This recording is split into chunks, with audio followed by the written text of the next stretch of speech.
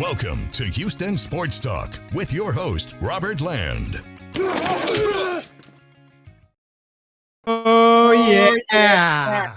Thanks for checking into the best Houston sports podcast. Welcome to our live Texans-Broncos postgame show.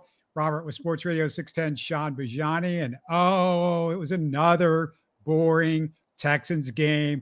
Wait. I'm being told this is 8 straight one-score games, Shaun. This isn't the leave early to beat the traffic Texans.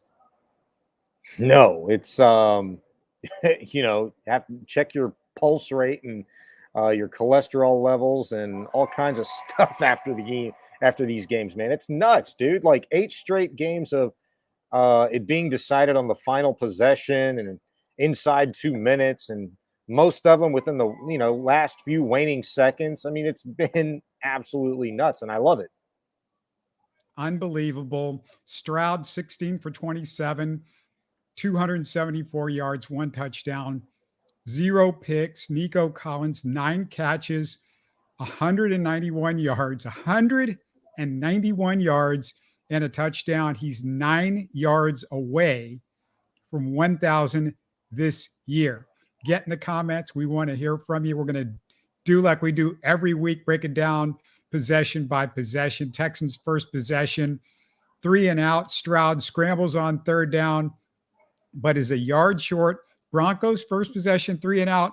Texans got lucky on 2nd down when Cortland Sutton beat Nelson, but he dropped the ball. So Texans good field position because Anderson got a hand in on the punt. We'll have a ton more about Will Anderson, but the Texans then get a wide open Brevin Jordan replacing Dalton Schultz. That mattered a big deal. 27 yards to the 20, but Shaun, a missed opportunity on 3rd and 1, incompletion to Andrew Beck.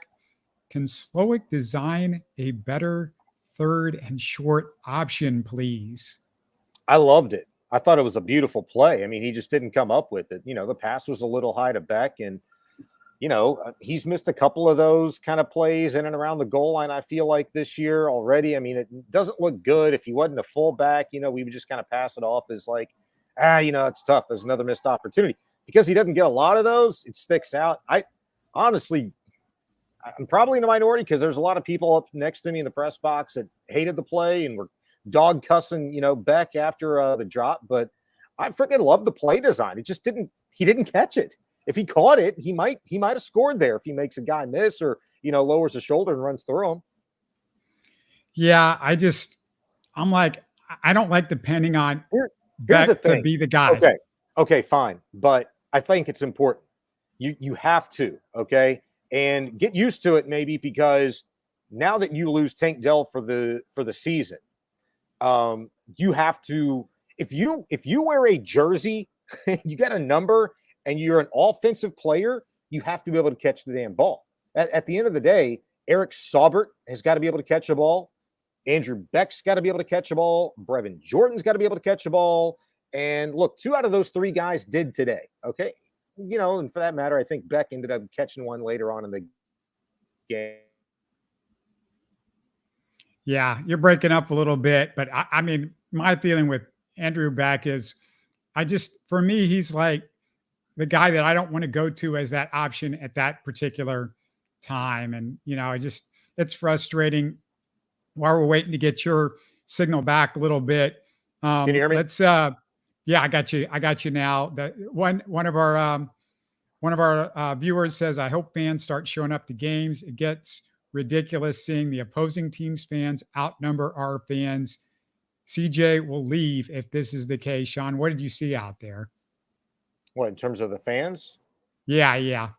I mean, it was probably half full with Bronco fans. They were on their side and kind of curled around behind the end zones. It was very New Orleans Saints, very Pittsburgh Steeler-esque, here. But it was one of the bigger games on the schedule already. And so, for people to act surprised, like there's a whole bunch of opposing fans here, like get over it, dude. Like this team sucked for 3 straight years. People got out of their season tickets. The waiting list went from 12,000 to 0.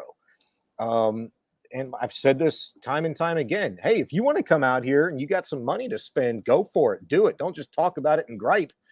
Spend your money and come out here. I'm just going to say, like, it gets really easy. You get really used to not spending, hundreds and thousands of dollars on season tickets and merchandise and, snacks to come out to games for 3 years when your team stinks. It's a long-term commitment. And a lot of people, I have to imagine, probably made a long-term decision a year, 2, 3 years ago when this team went in the tank. So it's going to take a little bit of time.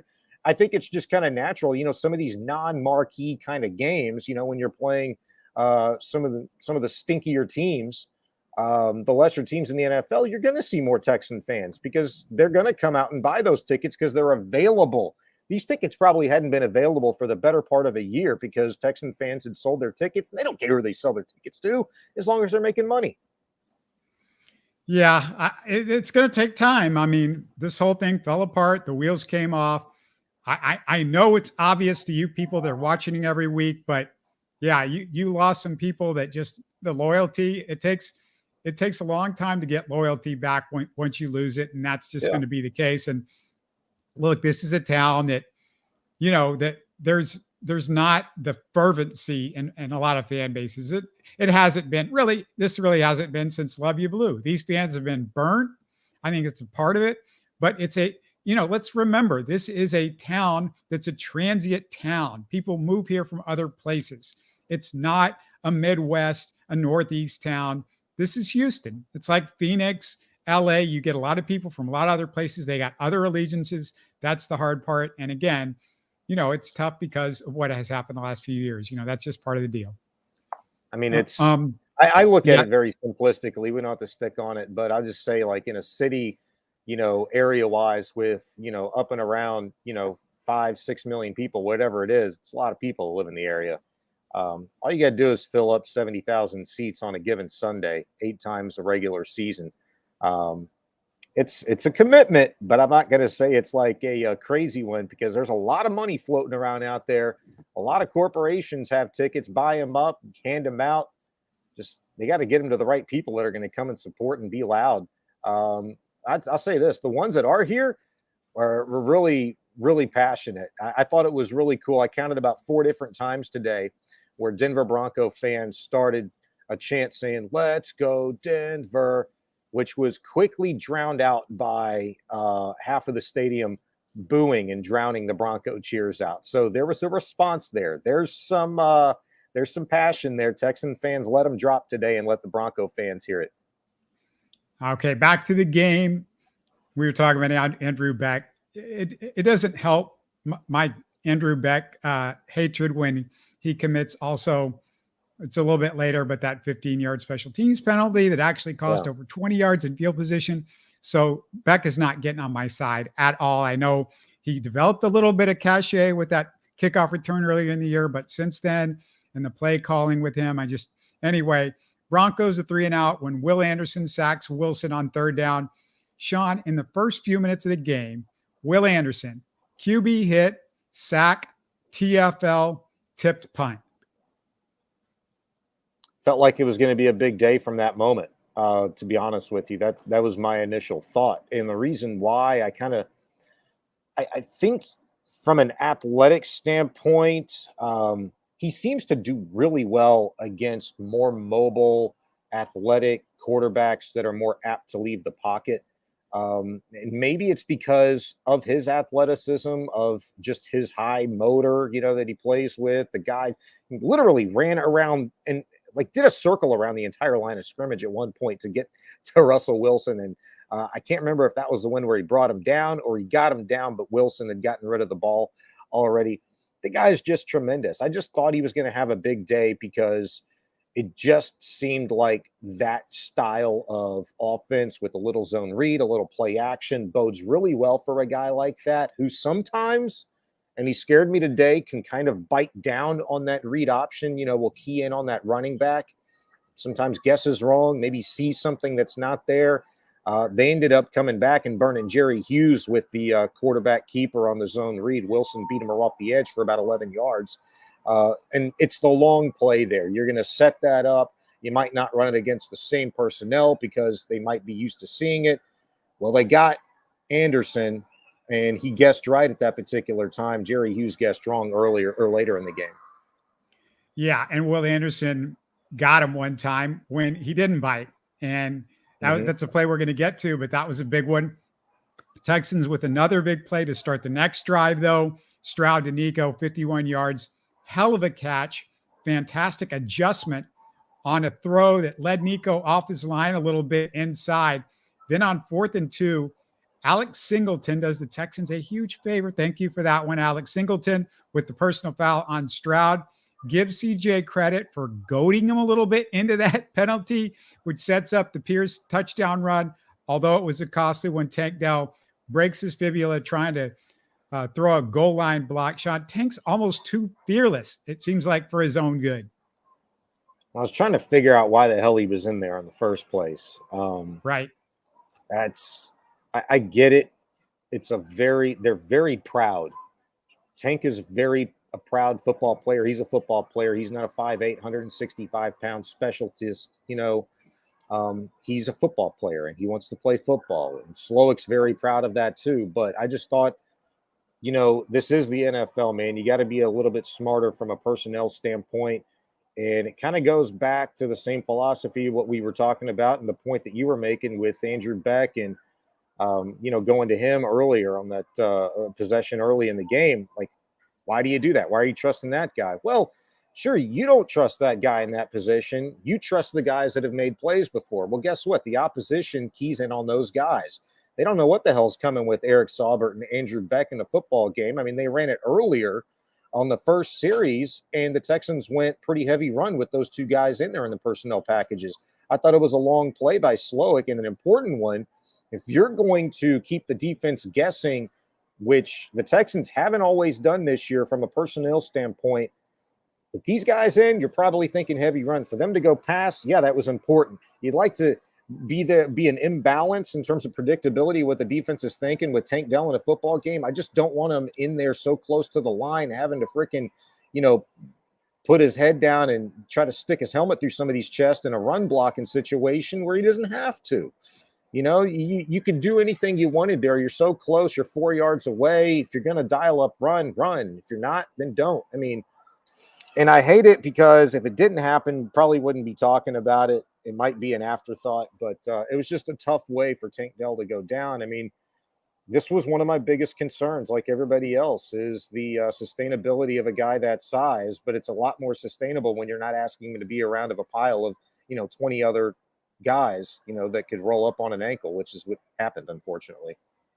Yeah, and it could have happened to anybody. I don't think it was his size, unless you think his leg is so small that this is so easily for. It is small, dude. I mean, he's got no shot at Tank. He's got a small frame, dude. His calves are this big. He's a small guy. He's 5'8", 165. It could happen. It did happen, unfortunately. Yeah, the other thing is I don't think you're expecting Tank to run 5 yards, into the front of the pack, which is what he did. They thought, if he's going to make a block, it's going to be on the outside, which is where he's at. So I don't know. It's hard to get mad because you like having Tank in there as many times as possible because he's such a decoy. And so I don't know. So the Texans shut down the next drive. 3 notable defensive plays. Petrie actually makes a great open field tackle on first down. I note that because it was Petrie and it was an open field tackle. Then Desmond King, who had a team leading 10 tackles with a TFL on third down. Jerry Hughes gets Wilson, or he is a TFL. And then on third down, Jerry Hughes gets Russell Wilson on a scramble. So Stroud, third possession, third straight chunk play, 59 yards to Nico. He carries tackles for those last 15 yards.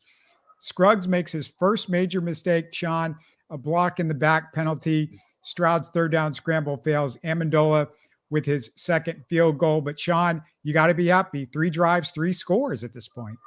Yeah, no question. And it was the chunky plays, man, one for 52, 57. I can't remember if Brevin Jordan had the 24-yarder by that point in time or not, but it was really, really fun to watch. And it was, again, how they were doing it. Stroud to just his fearlessness, manipulate the pocket, slide. There was one of them, I think it was the 52 or the 59 yarder. That dude slid up in the pocket like 2 or 3 different times. And it was just one of the most impressive complete plays that I'd seen because of how it started. Good, clean pocket. Stroud feels the pressure, steps back, steps up again, and then steps up and boom, drops a dime. And it was really, really cool to see. There's no doubt about it that this guy's an absolute weapon. And all I could think is, as this kind of game went along and you continue to see Stroud make, really next level throws, man, how much could they possibly miss Tank Dell? I mean, if you trust in Slowick's offense enough, man, you trust him to find a way to do this. And the fact that really in this game, Dell didn't have one target. I mean, he got hurt on one of a handful of plays that he was actually in on, and it just happened to be a dang run blocking play. Nico Collins did what he did without Tank Dell even being on the field. So that was encouraging, just kind of a little sidebar note there. But the fast start by the Texans offensively, still, I didn't hear the complete post-game comments from C.J. Stroud, but I have to believe even D'Amico probably would mention this too. They've still got to be better in the red zone, Robert. I mean, they left a lot of points off of the board, settling for field goals in this game after having been on the Broncos 20 a couple of times. They get stalled out at like the 10 or 11 yard line, have to settle for a field goal there. They left points on the board, and that's something that they're going to have to continue to improve on. Yeah, and that, again, has a lot to do with where your running game is and all that sort of stuff. But yeah, there was some minor mistakes that went on. Like we said, the Andrew Beck, that was a big one. The Andrew Beck not being able to catch that pass. Maybe the pass wasn't quite right, but again, it was a hard play to execute or whatever. So that was a big one. So the Texans D still looking great. They shut down Denver at midfield. Maybe a little luck on what could have been a Stingley pass interference inside the 5, but didn't happen. Next up, Texans finally a drive that stalls. Stroud missed Mechie on 3rd down. Broncos follow with a good drive, but they're held to a field goal. Will Anderson, again, the key. His pressure on 3rd down forces Wilson to throw it away. 4 quarterback hits for Anderson with his 2 sacks in this one, Shaun. And overall, just a great half for the Texans D. Yeah, I really thought it was.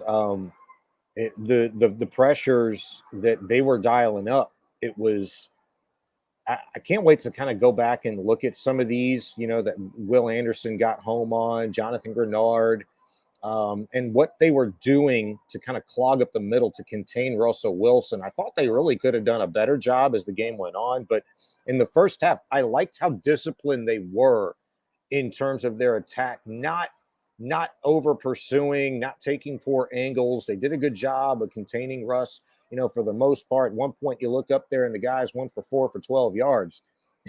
And the other guy, C.J. Stroud, had thrown the ball like 8 or 9 times already for $150. It was crazy. And so at that point in time, that first half, man, it was a really complete football game. And you really thought, like, you know what? If this Texans defense makes a couple of more stops in the second half to start, they could run away with this darn thing. And I really think they could have if they would have ended up getting some more things going offensively. They stalled out after a little 12-yard play here or a 10-yard run here. It was just kind of 3 and out after that, and that kind of hurt them in the second half. Made this more interesting than it should have been. Yeah, well, there's a play we're going to get to in the second half that could have helped them run away with it. That didn't happen. We're going to discuss that one too.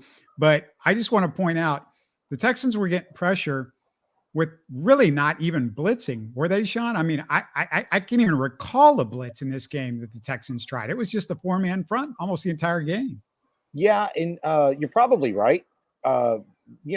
We get caught up and, you're looking at one thing, somebody else is looking at another thing, and it's hard to see. But sometimes, you can run something a little delayed. I noticed one play particularly in the second half, you're talking about, and you're probably right. Texans maybe didn't blitz a whole bunch.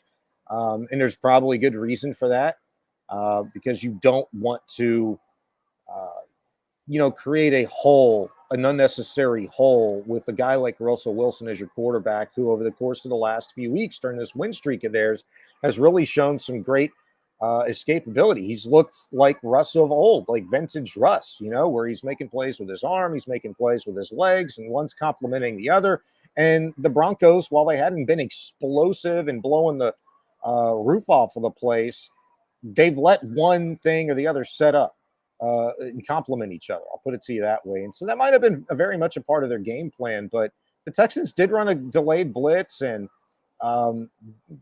there was one play where Desmond King, was coming off of a late switch because of pre-snap motion. Russ changed something late in the formation, and Des King literally runs like a semicircle around the line of scrimmage and never stops, gets in the backfield, and makes a tremendous play, man. I think it was a TFL or it was a pressure, whatever it was. Yeah, I know. He got the running back on the backside. Yeah, that was a great play by him. And look, Bobby says interior line needs help, both sides, mainly offense. Let me just, I'll end that discussion right now. The interior on the defense, could it have been better? No, it's an improvement. They're going to have to add some guys like high draft picks, but I think they've done a decent job considering they've kind of patchworked it together with the guys that they have. But the interior offensive line, do you not understand, Bobby, that everybody's hurt? They're on their fourth center. They're playing Michael Dieter that wouldn't be on this team if it wasn't for all the injuries. They're playing Juice Scruggs out of position. They wanted to play him at center. Kenyon Green's out. Kendrick Green's out. I mean, that's the interior offensive line. So that I'm going to just shut that question down immediately. And as far as why did they keep forcing the ball to Pierce? Yeah, I don't have any notes on Pierce, but I just have this observation, Shaun. I'm interested to get your observation on Pierce. I thought he had a couple of really good runs, but overall, I've become increasingly frustrated with his inability to see holes. Sometimes he runs right into, where the defense is, and I see a hole on the left or the right side. He doesn't bounce it out really good. I don't think he's good at like holding it a little bit, like taking a second and then looking for the hole. He just goes straight ahead. He had that one great run, that was almost a 25-yarder that he popped off. And that looked like the Dameon Pierce that we saw last year with the energy and the cutting and all that sort of stuff. But for the most part, his vision concerns me a lot. Yeah, I mean, I noticed that with Pierce again today. I also noticed it with Singletary. Singletary probably scores on I'm guessing somewhere around the neighborhood of a 15, 20-yard touchdown if he sees a hole, in the north end zone. I think it was early in the first half where he had an opportunity. And look, that's what the zone blocking run scheme is you've got to be patient because, there are a couple of different options. That's the only thing I coached in high school ball. And it's one of the more difficult things to teach a kid is to be patient, wait for that cutback to open up, or just to be patient, period, because they know the cutback is going to be there, but sometimes they decommit or commit to that cutback lane before the hole's there. So it's something that takes time. It takes a lot of reps. Pierce obviously missed, a month plus with the ankle injury. And, I know Bobby Slow had talked about it last week where he'd said he'd felt like Dameon Pierce was starting to come around before the injury. And so that kind of raised my eyebrows a little bit because what I saw from Dameon Pierce pre-injury was kind of what I saw from him today. Like there's flashes. It's just, I don't think he's seeing it.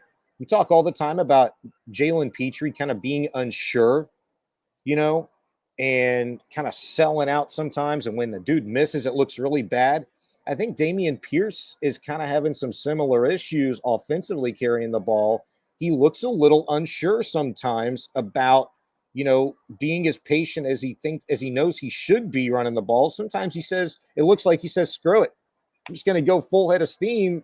And, it's when you see the 1 yard in a pile of dust, 2 yards in a pile of dust. And next thing you know, you go back and you look at the replay and you say, gosh, dog, man, there was a nice little cutback lane there if he just waits a half second or a full second, So it's just a process. But, I mean, heck, you saw Darian Gumbawale, Singletary, and Pierce all get the rock today. And it's just I think there's a lot more going on with the communication and execution aspect of the offensive line if you really think about it, because as good of a game as I thought Juice Scruggs had last week stepping in for the injured Titus Howard, particularly in the first couple of series. I thought Juice Scruggs had a rough go of it early on today. He was getting manhandled by, I think it was number 77 or whatever it was. Not 77, it was all offensive lineman. Perlman or whatever the hell the guy's name is for the Broncos. Scruggs has got a lot of work to do, particularly in pass protection and run blocking. He was pretty good at it at center. It's a little bit of a different dynamic at left guard. It's just, you got about 4 or 5 more games left, man, of this regular season. He's still got a lot of work to do. Yeah, I mean, I see him pushing guys back all the time. Where Dieter and Jarrett Patterson and all the centers that we've had recently, they can't push anybody. Like, he needs to be center. And that's the issue, is he's playing out of position. Like, let's wait till next year to evaluate some of these guys probably on the offensive line, because it's basically been a fire drill the whole season. And it's not fair to a lot of these offensive linemen. I mean, I can get on these guys all the time, but man, it's not fair. What's happened to this offensive line? I've never seen anything like this in all the years I've watched the Texans, Oilers, whatever. It's been terrible. Frank says, how are the Steelers still in front of the Texans in the playoff picture? Boy, that's one of those, like, tell me, how do you solve global warming? Like, I don't know that question either. So like, it's almost impossible. Let's go to the Texans' last possession of the half. Stroud misses a wide open John Mechie on what could have been the 6 right there. You talk about, Sean, why didn't they break this open? That was a big miss right there. And it was a rare 2-minute drill failure for CJ that we've seen this year in the last part of the first half. So let's move to the third quarter. Broncos 3 and out, thanks to, again, that man, Will Anderson, but also John Grenard. They both get sacks on fantastic athletic plays to run down Wilson. Sean, it's just a night and day difference on the pass rush that we saw last week, which felt like 0, to this week. Part of that's the secondary being a little bit better. Part of that's the quarterback you're playing is a little bit worse. But these guys were in his face the whole game. Yeah. And look, sometimes you go into a week where you feel really good about the matchups. And I think this was one of those weeks. I asked Sheldon Rankins after the game today, I said, hey, man, kind of like you prefaced it, difficult week last week against Jacksonville. But this week, I mean, my gosh, you look up and Will Anderson alone had 7 pressures. He probably ended the game with maybe 9 or 10 pressures for the game. But that group, if it was Jonathan Grenard, if it was Will Anderson, Jerry Hughes a couple of times, like, guys were getting home. Guys were making it difficult on Russ to get rid of the ball when he wanted it to, whether it be late or too soon. And what was the difference? And he said, look, we're just kind of starting to come together. We've been talking all season long about, rushing together, everybody executing their jobs. The matchups worked in their favor today, but they also executed. Everybody did their job. And what that means, you read between the lines, communication was good. Guys didn't, make mistakes. Technique was there. The athleticism, the matchups that they liked, that they thought they could take advantage of this week, they were there and they did. And you just got to be able to find a way to consistently play with that physical brand of football that DeMeco says he wants them and needs them to play with. We talked all week long about how physical this Broncos defense was. Today, I thought it was really cool for DeMeco to kind of, win that battle within the war, if you will, against Sean Payton, in the regard that, yeah, you guys are physical and we were ready for it. But were you ready for our physicality? And the Texans won that battle and ultimately the war too, because of that. Yeah. You talk about communication. I was noticing, I've never seen a Texans defense yelling out at stuff, talking, just constantly stuff going on before the snap was made. Russell Wilson, might have caught him a couple of times if he had snapped it a little bit earlier, but he didn't. And so the Texans were, they were always doing that. I want to go back to something that I just forgot to mention on Scruggs. Like, one of the things I'm watching with Scruggs is they're having the guards and a lot of these offensive linemen do a lot of stunts. They're moving him from side to side. Well, this is a guy that's played center. So, it's a different position that he's played for at least most of his college career. And he's just learning the NFL, and you got him moving all over the place and whatever in the run game. And a lot of times, it wasn't working, those stunts and everything in the run game. There was guys getting in the backfield because, stuff has got to be like work. It's got to work like a finely tuned machine. And when you have these injuries, you haven't had time to do a finely tuned machine. Laramie Tunsil doesn't even practice, as Shaun has talked about over and over again. So you don't even have him out there, during the week. And Scruggs is just getting out there. So I'm gonna defend Scruggs on this big time, but we'll get back to Scruggs as this thing unfolds. But Texans get another huge play to Nico. Wow, just another one, 39 yards to the 22. Again, they're forced to a field goal. But Shaun, there was an illegal formation penalty that didn't help, that basically screwed this drive. And you talk about the red zone issues, but these illegal formation penalties, this is like a Bobby Slowick offensive staple now. This is on him, isn't it? You're going to have to help me out because I think there was 2 illegal formations. I can't remember if that was the first one or the second one in this game. And I got to be honest with you, I missed both of them. I looked up and I'm like, well, what the heck's the flag for? So, I mean, I don't know. Unless you can tell me that what particular happened. one was they didn't have the right number of guys on the line of scrimmage. I'm just talking about in general. They've had 2 guys moving at times, multiple times this year. The one last week with Tank Dell and the illegal shift, that illegal shift there was confusion, but they called that correctly. It was very ticky-tack. Right. That was literally because Nico Collins had changed his feet. He had like his left foot up at the line, and then he moved to his right foot, and that was after Dell had already kind of come into motion, or it happened really simultaneously, in my opinion.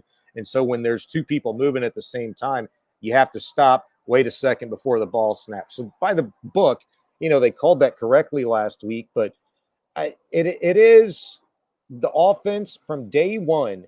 When you talk to anybody during training camp, during preseason period, they talked about details. And those are the things that they were talking about.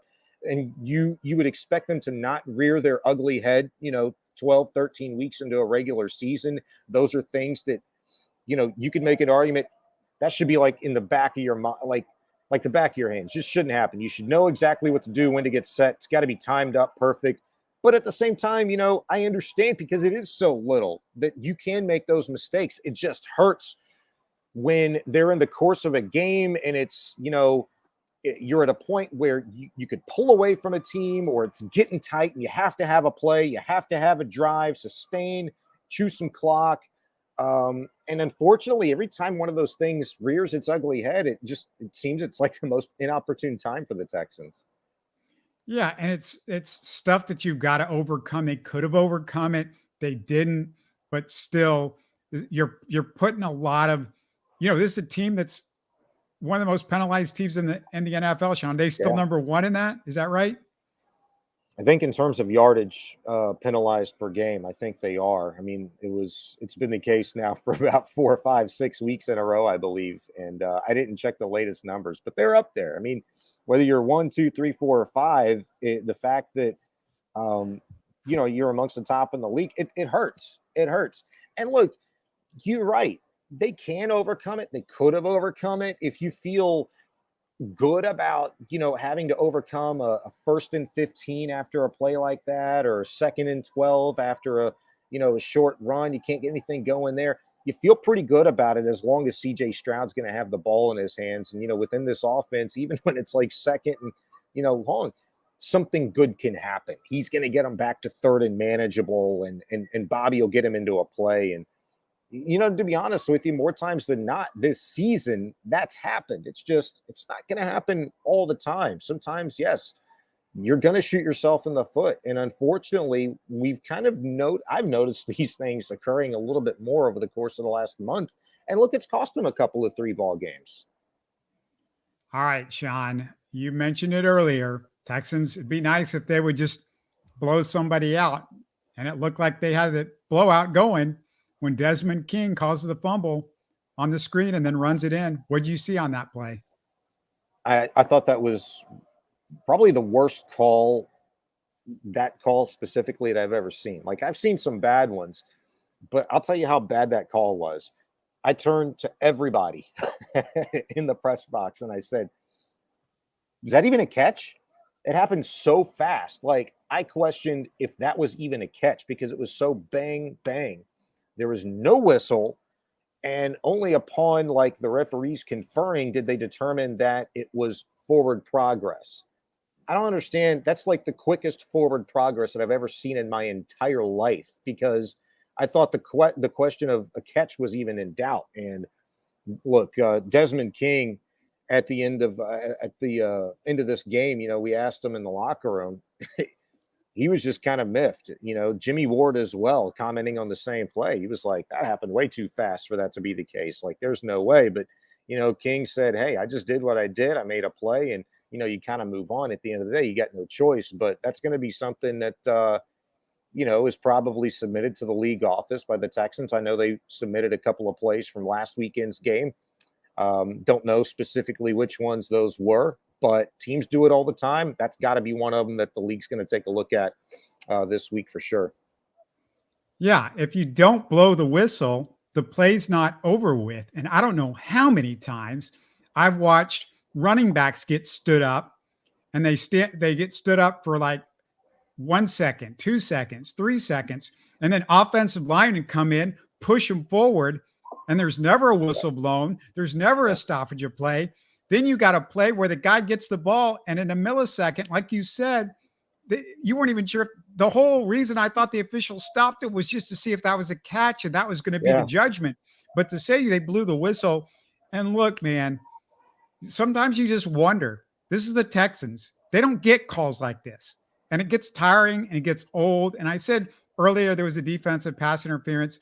Well, those are bang bang plays, whatever. That could have been called against the Texans, you could say, but we've seen too many of these like just egregiously bad, almost like the fix was in. And I'm not saying the fix is in, but man, it looks bad when this happens against the Texans. And I've watched it for 20 years with the Texans. It's the same garbage, and I'm tired of it. And it gets old, and I'm with the fans on this one. I am a fan. I'm a fan as well, too. But like, I also have tried to look at things objectively, and it just gets, there seems to be like this overwhelming evidence, Shaun, that, dude, like, we never get calls like that. We never do. We get weird, stupid calls. Yeah. And I'm probably, who knows? I mean, a lot of other fan bases probably feel the same way. I mean, it's not Patriots fans. Not Patriots fans, not Steelers fans. I mean, there's fan bases that don't have bad stuff happen to them. And ours, it seems like it happens every other week. It's just weird. Yeah. I mean, I guess, but better teams are playing in better games, and better games are getting the best referees typically. We were the primary game. We were moved up to the noon spot. We had the best broadcast team. They moved us up because we were a big game. You should have the best referees on our games, especially the last 2 weeks. The last 2 weeks, especially. I know. Hold on. Before you get carried away and all that crap. Like 85% of the surface area, the physical surface area of the country, saw this game, but nobody freaking lives there.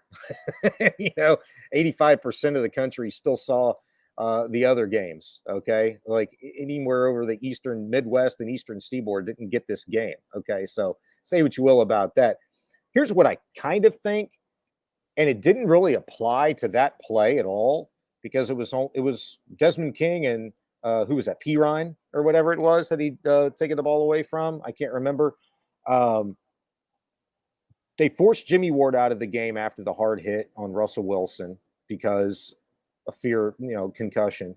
They forced CJ Stroud out of the game after the quarterback sneak for fear of a concussion.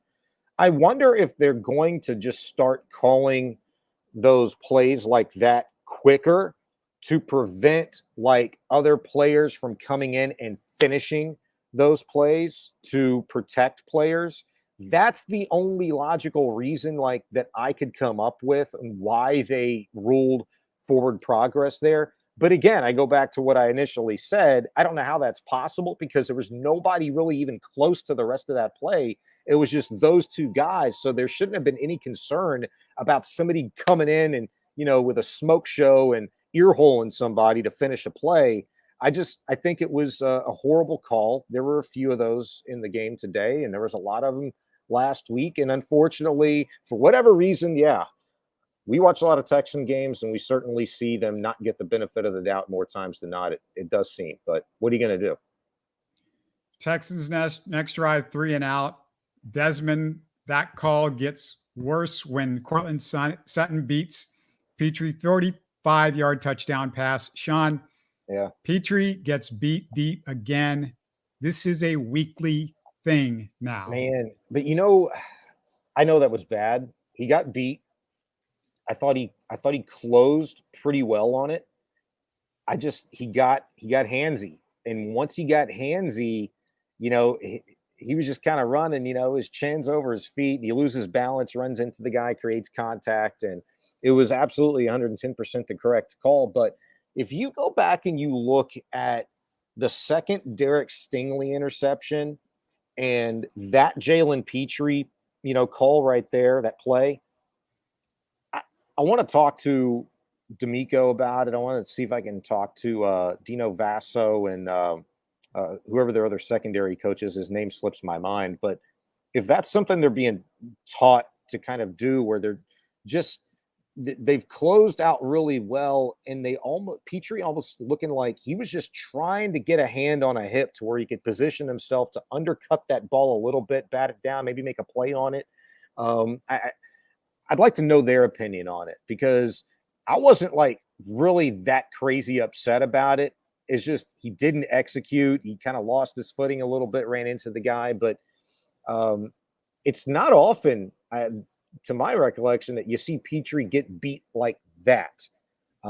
He got beat, but I thought he closed on him, just didn't execute the play at the end. But I want to talk to a couple of coaches about that and see what they think.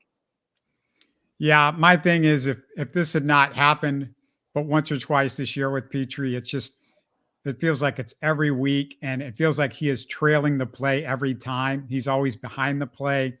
Usually it's not as close as it was this time, but usually he's the guy helping out, but he's just never there over the top. He just, like you've got to see something like that. Sometimes you just coming. flat out. You're right. I mean, I see the play vividly, from last week where he was just flat out late, whether it be he didn't get his eyes over in time, it was a late break for whatever reason. He was totally late. It was on that 52, 57 yarder that Tavier Thomas got beat down the left sideline on the north end zone last week. He absolutely should have been in the area to make a contest on that one, and wasn't at all. But that's one thing. This was a little bit of a different type of a play. Like, he got beat, but you know what? So did Derek Stingley earlier in the ball game. Dude got smoked by like 5-6 yards. He had fantastic closing speed and made a great contest and had an awesome PBU down the right sideline headed toward the north end zone here today. That was awesome. And it was just well executed. I thought Petrie had an opportunity to do the same thing, just stumbled, didn't execute. And unfortunately, that one hurt. So the Texans with another bad offensive possession. Stroud fumbles on a third down scramble. This was fortunate. Ogunbowale saves the day when he recovers. Very important. Don't forget, our backup field goal kicker did a hell of a job on that play. Could have been a turning point, but instead, Shaun, Will Anderson, again, game-changing play, tips Russell Wilson's pass. And for the third straight week, Derek Stingley picks off a pass. Great interception. Good stuff from both first-round picks in the last 2 years. Nick Caserio, we tip your cap. Tip our cap, I should say. Kind of tongue-in-cheek. Stingley's had a fantastic, last 3 weeks, and fitting to do it here at home. With the 2 picks today, after that second one, I immediately thought, Sauce who? Screw Sauce. Who needs that guy? This guy's playing fantastic football right now. 4 interceptions. 8 passes defense the last 3 weeks. And, that's just, him making plays on the balls. What about, just him affecting other plays and forcing the quarterback, to continue through a progression? How many of those has he kind of changed, and how's it benefited the Texans defensively? I think I got the interceptions mixed up. I think I did, because that second interception by Stingley we're talking about right now, the one that was tipped by Anderson. No. We're talking about the first one. The first one where Will Anderson tips the pass, and he does a great job adjusting, nearly, having to pick it off the ground. Okay, that was the first one then. Yeah, that was the first one. Yeah, that's the one where he had to kind of come back for it. Yeah, that's right. Yeah, we'll go back to the second one in just 2 seconds. We have a couple of things that happened between that. But Belay, hello to you. Thanks for the Will and the muscle move. And of course, Jalen also says Will Anderson, Derek Stingley showed out. Absolutely. They were as big a story as anything in this game. The Texans cash in on a Stroud to Nico TD pass. But the play I want you to talk about, Shaun, is that throw by to Brevin Jordan by Stroud. Ridiculous. Yeah, that was one of those plays in this offense particular that I think, I went back to like the Kubiak era in Schaub and the bootleg, and we'd seen Keenum run it before, in that offense too, this offense too, even this version. And it's like that play's there, but how many times have you seen the quarterback even attempt that throw? And it's one in our minds where we're like, it's right there, just make the play. It's not an easy play. It's not an easy throw. Today, CJ Stroud showed that play can be made, because he did make it. He has made those types of throws. He almost made one, to Beck earlier in this game. And it just, Brevin Jordan, man, I'm telling you, this guy, I'm not going to say at the end of the day, like, you want Dalton Schultz back, and we're not going to be saying Dalton who after Brevin Jordan in this game today, but Brevin Jordan in this offense with CJ Stroud as his quarterback can absolutely be a game changer. He even said afterwards, he knows he should have made a couple of more plays, especially dropping that pass up the middle earlier in this ball game. But if you got a quarterback that can make that throw, that isn't afraid to make that throw, that has the touch to make that throw, and a dude that can make that catch, you can do some special things in this offense. So Bobby Slowick is going to feel really good about that one going forward. Yeah, the thing that was amazing to me is that he had time. I mean, he turns around in a split second, notices Brevin Jordan's open. If Brevin Jordan's not open and you're floating it out there off the wrong leg, as you're falling backwards, that could be a pick six. So to see all that and then make the throw and then make it on target, which it's not a short throw, it might not have gone much past the line of scrimmage, maybe 5 yards or something like that, but he's like 10 yards falling backwards. Just unbelievable. And there's not many guys in the league that can pull that throw off, period. Here's the thing. There's probably 2 throws. That was one of them for sure. Maybe that was probably my favorite one today, but the other one, nobody's going to remember. I just remember thinking like, holy smokes, how the heck did CJ Stroud make this throw? It was in the second half, maybe a possession or two behind this one, where they're facing, it was a 4th and 17. No, I'm sorry. It was the 3rd and 17 or whatever it was, 3rd and 12 maybe. And he's rolling out to his right. The play looks just absolutely dead in the water, like he's going to throw it away. But last second before he's about to get smoked, he throws a laser down the sideline, and it was going towards the north end zone. He throws a laser down the right sideline and hits Darian Gumbawale like a little toe tapper. You remember that one? Yeah. It went for 14 yards, but it obviously wasn't enough. They ended up having to punt or whatever it was. I can't remember what the sequence now, but I just can't believe he made that throw. Every other quarterback, not named CJ Stroud, maybe Patrick Mahomes or somebody like that, they throw that ball away, man. CJ Stroud just threw an absolute laser to Dare. And those are the 2 of the best throws. And look, that one, it obviously doesn't matter. Didn't result in anything. I think it resulted in the damn punt, but it was pretty dang special. It's big because it got you better field position for the punt. And that stuff really matters. And it got him an extra 14 yards that, Cam had to work with on the punt. So anyway, Broncos score touchdown next possession, but get help from a Jimmie Ward personal foul. What do you think of that personal foul that they called on Jimmie Ward, Sean? The hit on Wilson. Yeah. I mean, I thought it was crap. It was one of those, I guess, I don't know, like real time. I didn't think it was a big deal. Real time. It was a big hit, but real time, I didn't think he went helmet to helmet with the guy. And it was apparently a question of, Russ kind of getting into a slide a little late. Jimmie already kind of engaged.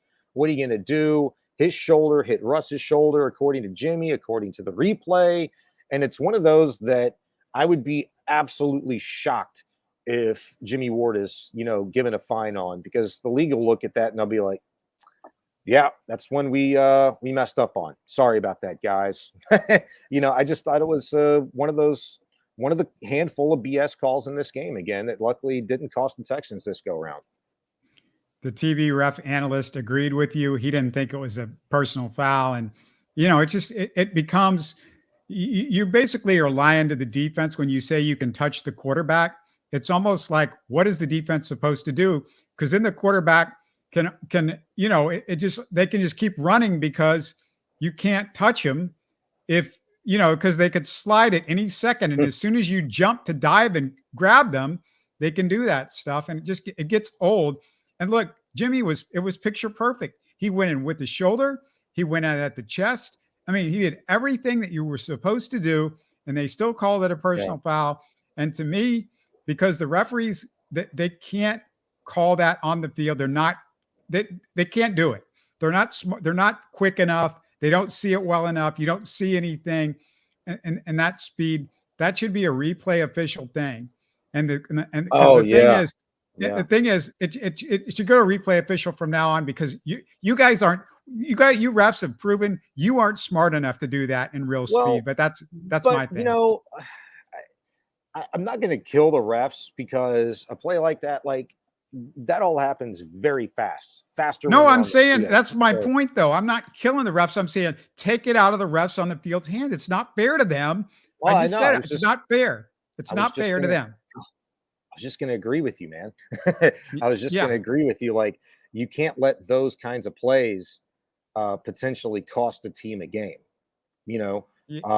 And so whether it's, anything, like, hell, we almost had the same exact play today. This time it happened with Noah Brown as it did with Tank Dell last week. Man, did he get both feet down or not on the sideline? Like, boom, boom. Like, at any point in the game, inside 2 minutes, outside 2 minutes, that stuff is got to go to, like, the booth, like, immediately. Like, hey, hold on, give us 30 seconds. Let's make sure we get this right. The Jimmie Ward hit, let's make sure we get this right. If it's a 30-0 ball game, if it's a 30-28 ball game, I don't care. I just want those things right. If it adds on 30 seconds, who cares? Get it right. And I don't want the refs deciding this that are there. It should be guys somewhere else deciding that, because you're going to CYA on those calls, because you're going to say, well, we got it right. I'm going to show that we got it right. If the refs on the field get to look at the replay, it shouldn't be their call. It should be somebody in New York. New York in the booth here. It doesn't matter. CYA, you're all a group. Just get the call right. Like, the refs on the field don't take the heat from anybody but the players. Fans boo, fans cheer. Who cares? Every fan in the Stadium America hates a ref. Doesn't matter. Just get the call right. There shouldn't be any question of a CYA. It should just be the question of CYA in terms of the NFL saving its own ass, just making sure they get a play right. And on Monday morning, nobody's talking about a team, being cost a game, cost a possession, a touchdown, a field goal because of a botched call. After another Texans 3-and-out, Stingley pulls off that other interception, Sean. And really, that's probably the interception I've been most impressed with of all the interceptions that he's made, because his ability to catch up to that one, to, make the dot, he dove in front of the guy. And I felt like when I watched it happen in real time, I was like, yeah, it seemed like he had it the whole way. It looked like he knew he was kind of baiting him into it almost. I mean, I don't know if he did, but it looked like it. Yeah, I don't know if he baited him. I just thought it was a great play on a ball. We saw earlier in the play I was talking about down the right sideline going towards the north end zone. He got beat, had great closing speed, made a great PBU on a ball that I think he probably could have intercepted that one too. It would have been close, but I thought it was very similar on that same kind of a deal where, he got beat, probably gave up a little more separation than he wanted to. And he's shown great closing speed and ball, just make great ability to make plays on footballs in the air like that. I'd never seen an interception like that in person. Like, that was the best interception I've ever seen in person. I have to say that, because as you kind of undercut that ball a little bit, put yourself between the ball and a defender and kind of jumped up, reached back and made that catch. I just never seen such an athletic play. It was like, he looked like Gumby. Like, his arms, or Stretch Armstrong, like his arms just did something funky. And it was just like, nope, that's mine. I was like, holy smokes. That was just literally jaw-dropping play to see. And it came at a huge, huge time. So the Texans, the second half was not good for them offensively. They can't get anywhere. Stroud sacked for the 5th time in the game. Although I will say a couple of those sacks that he took early were Stroud trying to scramble when he didn't need to. He was still in the pocket. There was still time, but he tried to see a hole. I no comment on this, Shaun, but I just saw a couple of times where he just saw a hole and or thought he had something, but then he starts running, and then the guy that was blocked gets back in the play, and it's called a sack. So a couple of those were those kind, but it was 5 sacks. So that wasn't good, but great blitz calls. I also have to say, from Denver all day. So give them credit, give their defensive guys credit, because they brought the blitz at the right time. The right guys were getting open. And the last drive, Shaun, this is where we're at now. Is there anything that stands out for you ahead of the Jimmie Ward interception? And then you can talk about that. This is at 3rd and 4. That was a big play. The Christian Harris pass interference. He knew it. It was a legitimate call. He owned it, the millisecond that it happened. That very easily was one that I thought was going to come back and bite him. I thought that was ball game right there. And my mind immediately went to 2 of the last 3 weeks. Russell Wilson's been in the same exact situation and has let his team down, scoring a late touchdown, putting them in position for a late game-winning field goal. He'd done it 2 out of the last 3 weeks, and I thought this was going to be the 3rd because of that play. I just thought, like, that felt like, man, this defense, this second half, it's just, they've gotten some picks, they've gotten some pressures and some sacks, but man, they just ain't been able to close the deal, and the couple of chunky plays that cost them in this game in the second half. I was just like, that was going to be the backbreaker. And the fact that they were able to respond after that, Jalen Petrie makes a really good tackle on a 2nd and 9, a couple of plays later. And then Christian Harris comes right back on a 3rd and 8 when Russell Wilson's scrambling, makes a stop with Rankins. That, to me, for him to be in on that play was just like, yes, you know what I mean? Like, he's flushed it. He knew that, if he got another opportunity, he was going to make a play. He made a huge play there, got him into the 4th and 1 situation. And I thought it was absolutely huge down the stretch that you go back and you look. I don't know what D'Amico said about this after, because I didn't hear his press conference, but I have to believe after Russ, gets the first down on the scramble on a 4th and 1, when you get down to the goal line, there's no way you can let Russell Wilson beat you with his feet. There just ain't no way. And he scrambled on that 4th and 1, and the Texans had game plan for that. They'd sent Will Anderson on a little stunt right back up the middle, and I can't remember if it was number 77, number 74 for the Broncos, picked that block up perfect, allowed Wilson to just scoot right in for that 4 or 5 yard scamper for the first down. That was nothing you could do about that. Those couple of 3 plays, man, those were huge. And then obviously, we'll get to the Jimmie Ward game-saving touchdown interception right here. Yeah, the Will Anderson play, he gets him the feet. He just didn't get enough of the feet. If it's the same play that you and I are thinking of, but he almost got Russell Wilson's feet, almost tripped him up. Just couldn't. Will Anderson was everywhere. There's so many near misses with Will Anderson that you feel like it's coming. It's coming. It's coming. It's coming. The Will Anderson being dominant is coming. And I don't think it's a coincidence that he's had a couple of good games recently, not long after J.J. Watt has come and spoke to him a little bit, talked to him in person. I think those guys are in communication, and I think that's making him better. The Jimmie Ward interception, I tweeted before the game, Shaun, right before the game started, I said, the most important thing that's happened from last week and the last few weeks to this week is Jimmie Ward's in the lineup.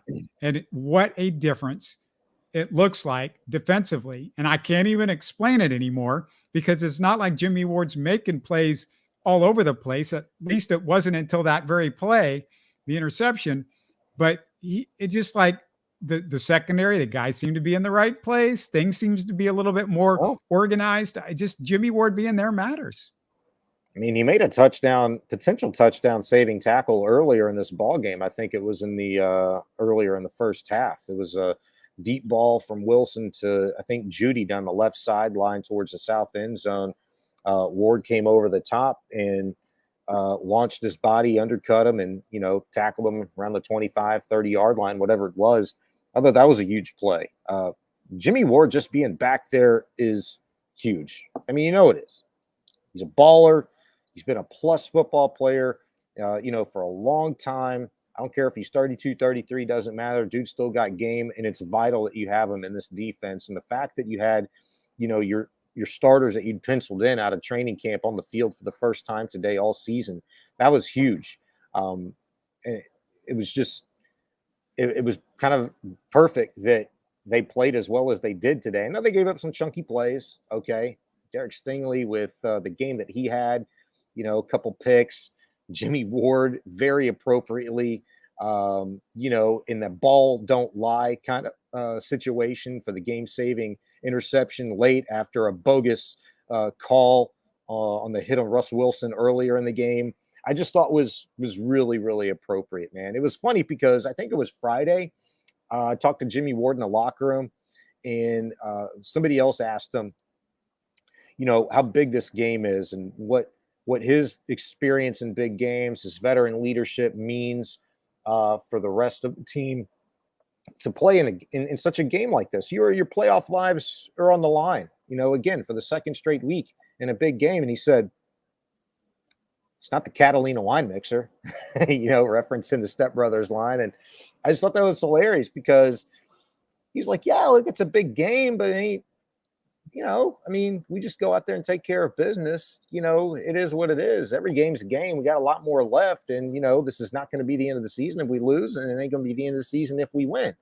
And it's that kind of mentality, that kind of looseness that I think, he brings that kind of helps everybody in the moment. But everybody knows how serious he takes it because of the work he puts in early in the morning and then in practice and in his game prep. And how he's helping guys, all over the place. They don't got to just be dudes in the secondary. He helps everybody on this defense in the film room and on the practice field. People talk about it all the time with this guy. And D'Amico will tell you that's why his presence is vital on this football field. When he's healthy, they're a much better football team because of it. It also helps that Will Anderson was incredible. The Derek Stingley was incredible. That they did one other move that Diesel points out. We've mentioned Desmond King. Apparently, Shaun Bijani must have gotten into the ear of D'Amico Ryans because during our post-game show last week, Shaun Bijani said, Tavierre Thomas is terrible. Could you at least throw out Desmond King in this game when you're getting killed left and right by Tavierre Thomas? And guess what happened? Desmond King replaces Tavierre Thomas in the starting lineup. Sometimes we're all validated by what we think we see and what we think we know and what we would do. It didn't take, a football genius to realize that Tavierre Thomas, was going to be a hindrance because he put a lot of bad film out there with his performance last week. And a Sean Payton, offense is going to find your hole. Good football coaches, good play callers, find the holes in your defense. And he was a massive one. You needed somebody that fits the description of what DeMeco Ryans wants this defense to be, what he said it already is in terms of being physical and, having that swarm into, hey, not taking anything away from Tavier Thomas. That little sucker, hey, he could play outside linebacker for me a lot of days, but I don't need an outside linebacker lined up, in the slot. And, we know how bad some of these linebackers looked in coverage this year for the Texans, and he's nothing but an extension of that linebacker core. And he's gotten exposed time and time again. It cost him last week. You had to play a guy who did more than a serviceable job. I don't care what anybody says.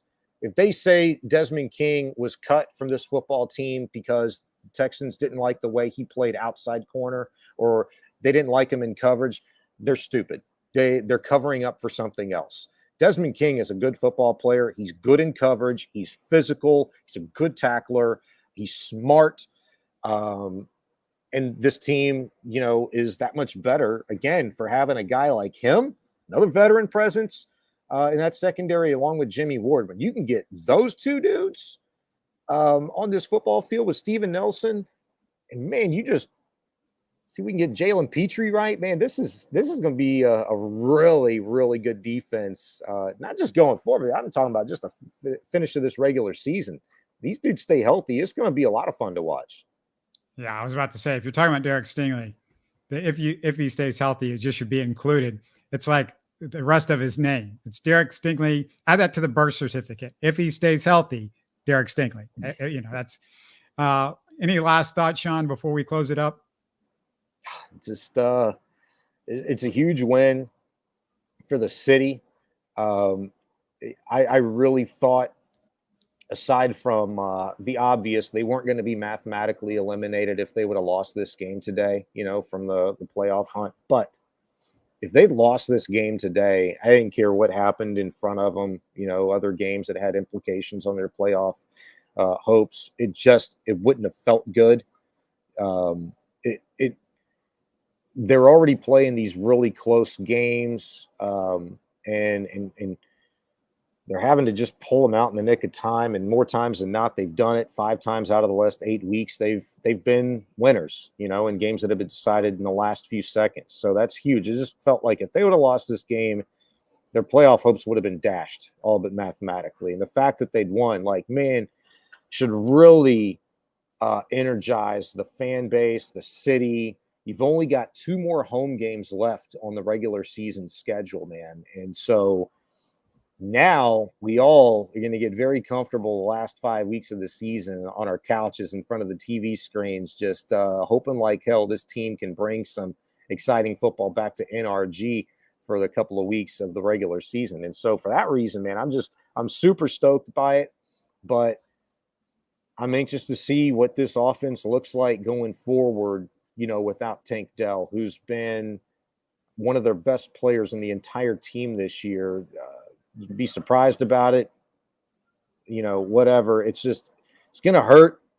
It stinks because you were really watching something special. You could have had 2 receivers with CJ Stroud this season that clips 1,000 yards receiving between Nico Collins and Tank Dell. And now Nico's just 9 yards away from 1,000 on his season. Tank wasn't very far behind because you knew he had some explosive games left in him. It's just tough. You just hope he comes back, better than ever next season.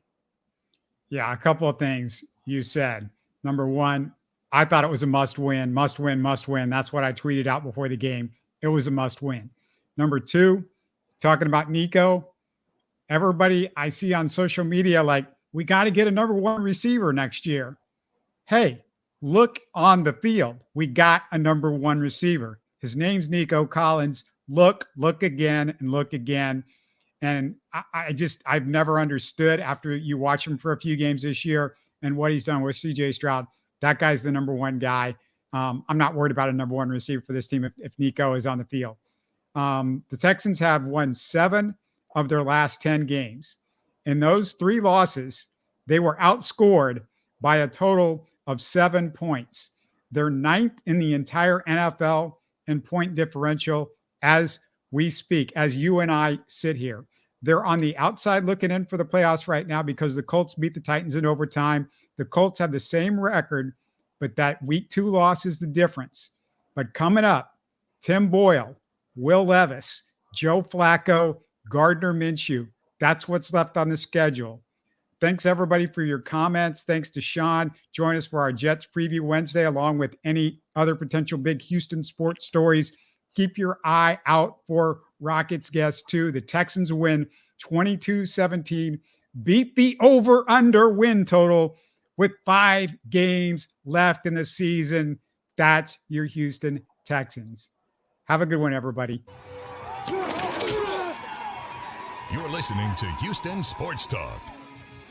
Hey, you can support the show by subscribing on YouTube and commenting on the videos. Listen to Houston Sports Talk on Spotify, Apple, Stitcher, and Google. Don't forget to tell a friend and share our show on social media. Spread the word, everybody. Thanks for listening.